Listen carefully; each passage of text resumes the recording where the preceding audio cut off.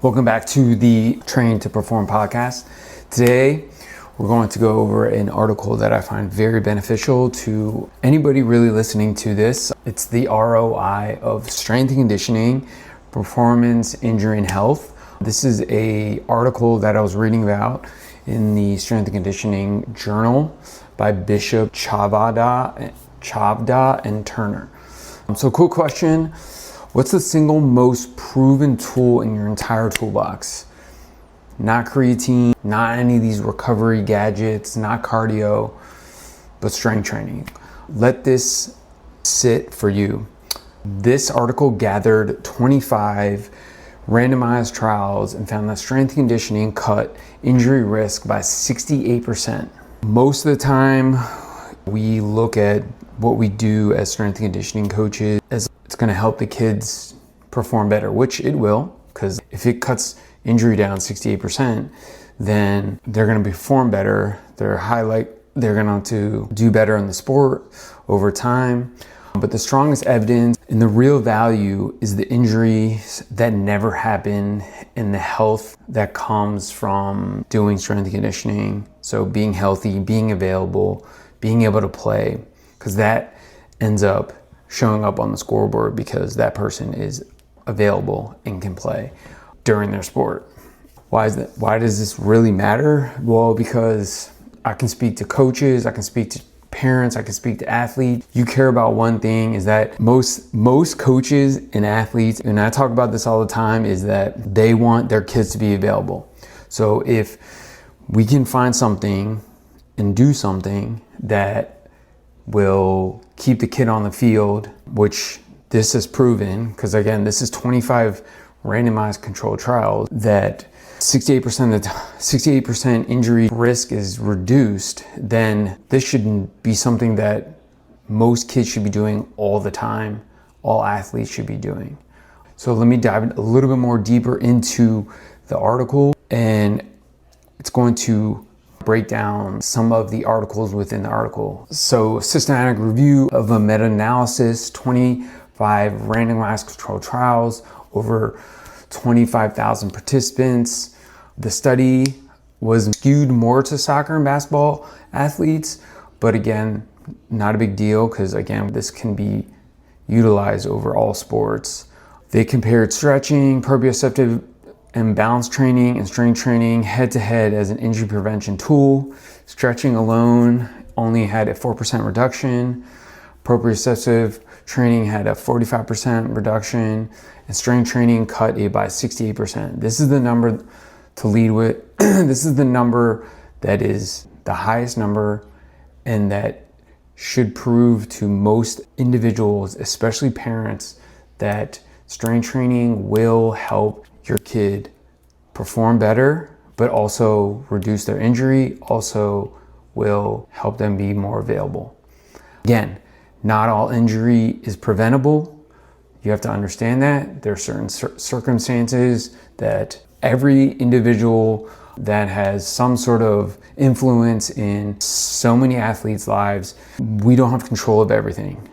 They don't have control. You as a parent doesn't have control. Coaches don't have control. It is what it is. But the things that you can do to prevent injury, strength training, to obviously the other things that influence recovering, being available to play. So food, sleep, all those things play a massive role.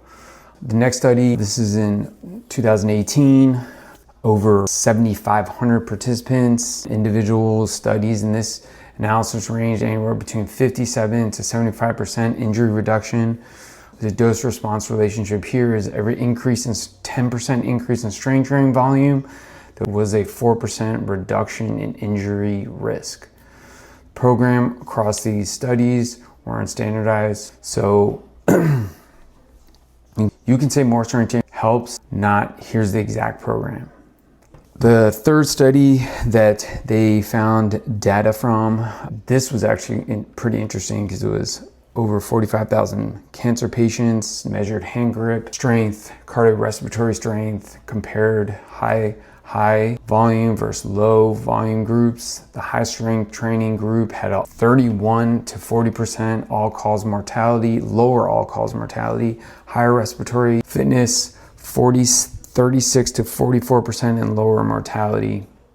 The grip strength, this is an association. So grip strength, more fitter a person is, the longer they can survive. So as you can see here, just a bunch of different angles that strength training and fitness come into play that help reduce injury. This is the last one here. This was tracked across over 3,300 Premier League games, 9 seasons from 2015 to 2024. What's important here is that data speaks for itself, is that higher distances, higher sprint distances, these made for basically that the more fit, the more strong they are, the higher distances they can run, longer distances they can run for sprint distance and higher intensity distance as well. So strength training plays a role in not only the injury prevention, but also sustaining high intensity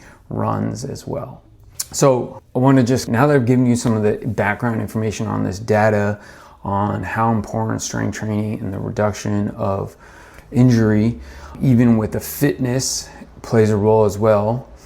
If the goal is to keep your athlete on the field, strength training is probably the single most proven lever to cut injury risk. Because as I said before, strength training has been shown to cut injury risk up to 68% compared to just stretching and some balance training. Again, volume does matter, but only to a certain point. Again, in the off season, you're going to spend a little bit more time building strength, building muscle, which is going to help protect bones and organs and all that kind of stuff, the muscle building, but the strength is what's most important relative to the body.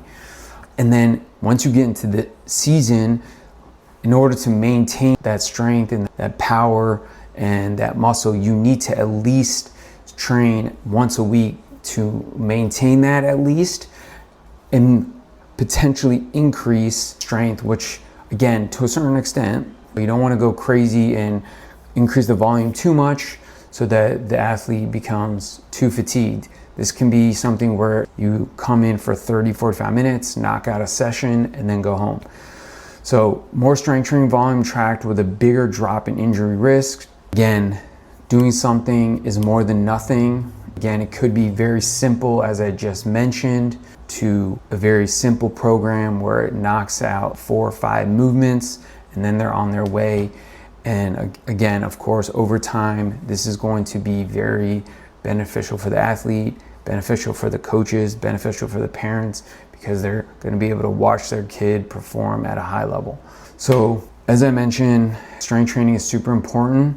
This is going to continue to be a topic that's discussed over and over and over again, because many people just think that the kids just need to play their sport and only their sport. Again, that's going to take you so far, because you're going to have your early people, the people that get stronger soon, and then you're going to have your late bloomers. Those are the people that are going to be showing up later, maybe when they're a little bit older.